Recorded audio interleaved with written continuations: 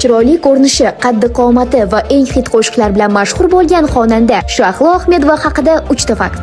Shahlo Ahmedova 1994-yil 18-iyulda Surxondaryoda tavallud topgan. Uning opasi mashhur xonanda Lola Ahmedova. Bolaligidan musiqa va sahna san'atiga qiziqqan xonanda O'zbekiston Davlat konservatoriyasi qoshidagi musiqa litseyini tamomlagan. Ijodiy faoliyatini esa 2010-yillarda boshlagan.